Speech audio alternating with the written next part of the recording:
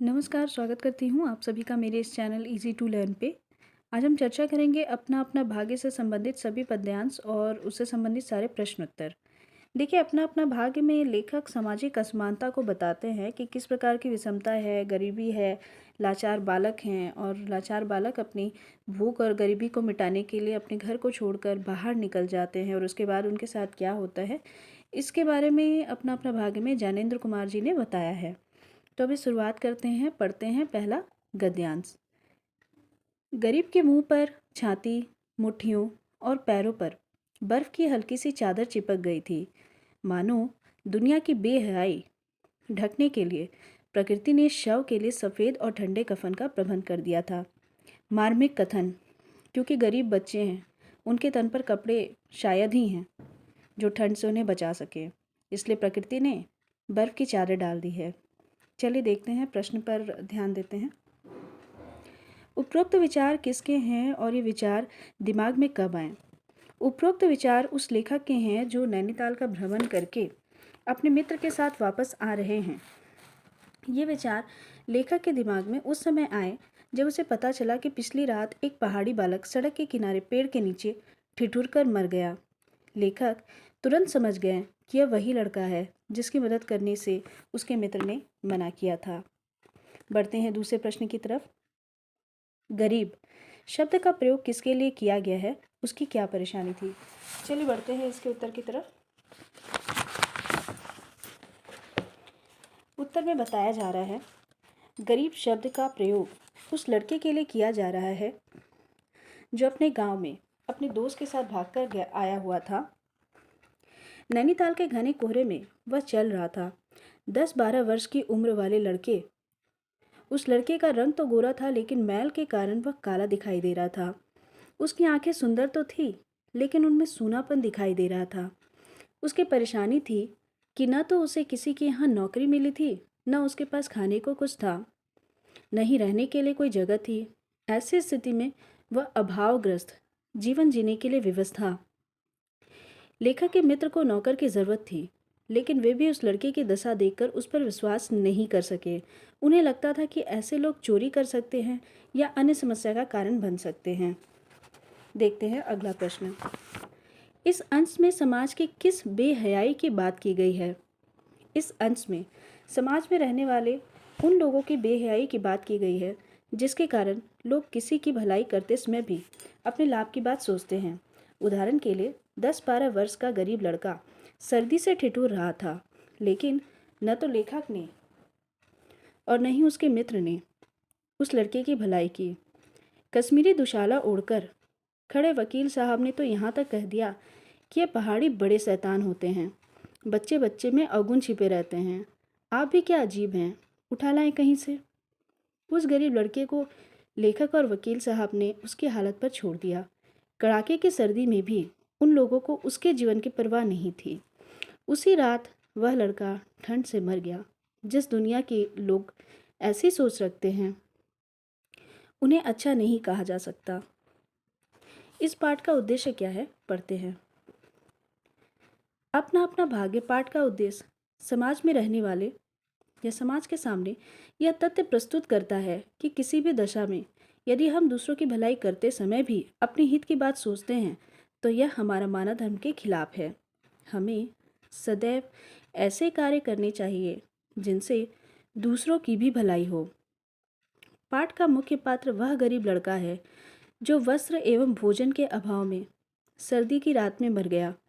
इससे भी बड़ा दुर्भाग्य यह है कि ऐसे लोगों का सहयोग न करके लोग उनका बड़ा उपहास करते हैं।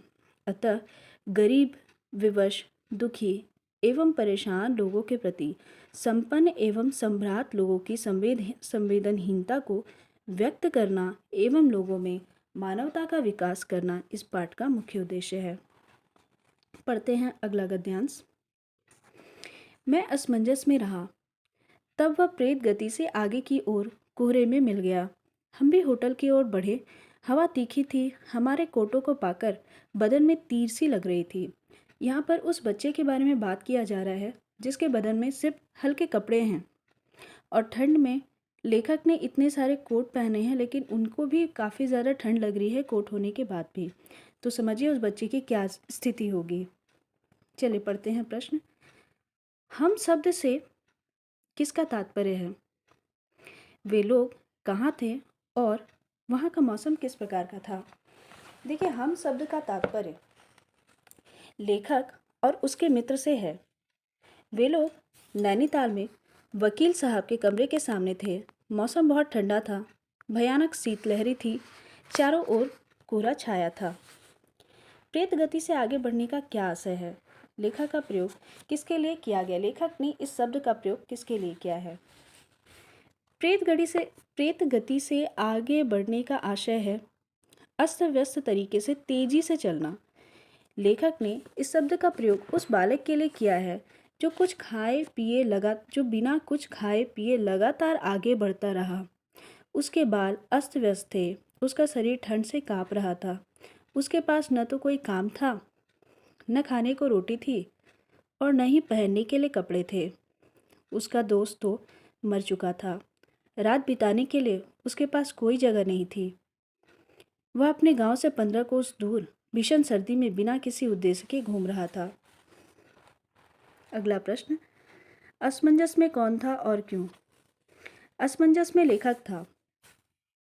वह समझ नहीं पा रहा था कि किस तरह वह लड़के की मदद करे। उसके मन में बालक के प्रति सहानुभूति थी। वह चाहता था कि किसी भी तरह बालक का भला हो। इसके लिए उन्होंने अपने दोस्त से, जो कि एक वकील थे, उनसे कहा कि आपको एक नौकर की ज़रूरत थी, इस लड़के को रख लीजिए। लेकिन उन्होंने कहा कि ये पहाड़ी बच्चे बड़े शैतान होते हैं, कभी भी चोरी करके भाग सकते हैं। इस स्थिति में वकील साहब सोने चले गए। कोहरा बहुत घना था। वह लड़का कोहरे में अदृश्य होने लगा। लेखक भी अपने वकील दोस्त के साथ होटल की ओर बढ़ने लगते हैं। लेखक को यह महसूस हो रहा था कि ठंडी वायु उनके कोट को जब पार कर शरीर में तीर की तरह लग रही है। ऐसे में बालक को उस कोहरे में कितनी ठंड लग रही होगी। अपनी अपनी सोच है। अपना अपना भाग्य कहानी किस समस्या को प्रस्तुत करती है? अपना अपना भाग्य कहानी समाज में व्यक्त बाल श्रम की समस्या, आर्थिक असमानता एवं मानवीय मूल्यों को प्रदर्शित करती है।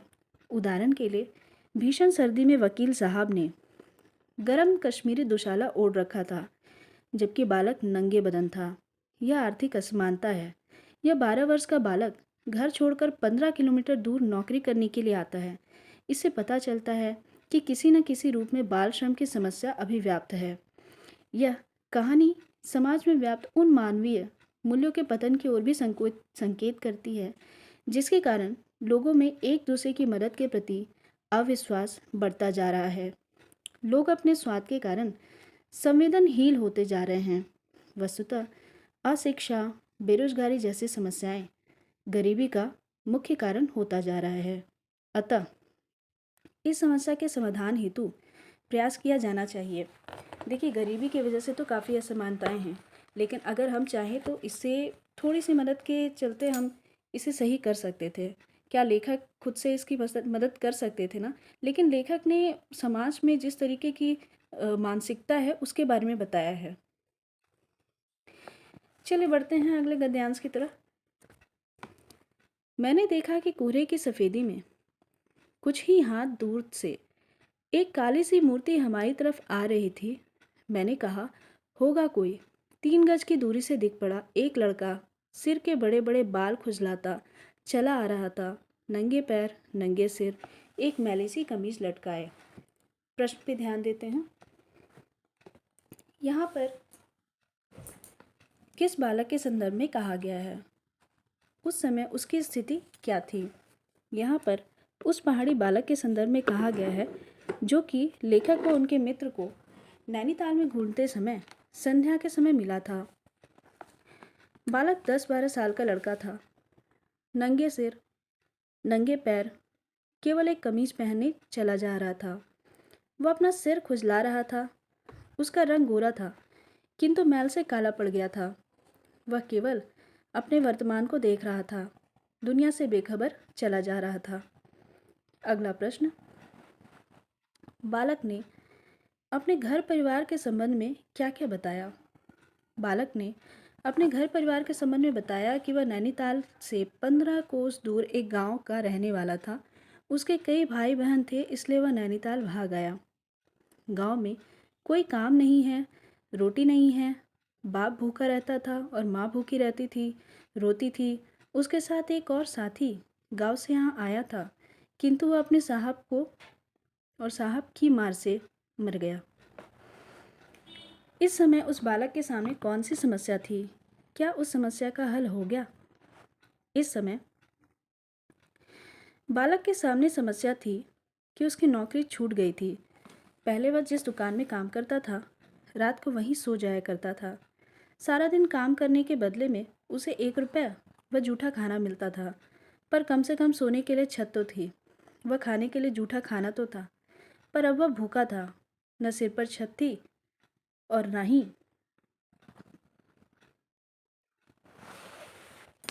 इतनी ठंडक में तन ढकने के लिए किसी भी तरह के कपड़े। कमीज के अतिरिक्त उसके पास कुछ भी नहीं था। साथ ही साथ उसकी समस्या का हल भी नहीं हो पाया था, क्योंकि लेखक और उनके मित्र ने उस बालक को अपने वकील मित्र के पास ले जाकर नौकरी दिलवाने का प्रयास भी किया था। लेकिन वकील साहब ने पहाड़ी लड़कों पर ताना देकर और बल्कि उस पर विश्वास न किया। वे बिना किसी परिचय के उस लड़के पर भरोसा करने को भी तैयार नहीं थे।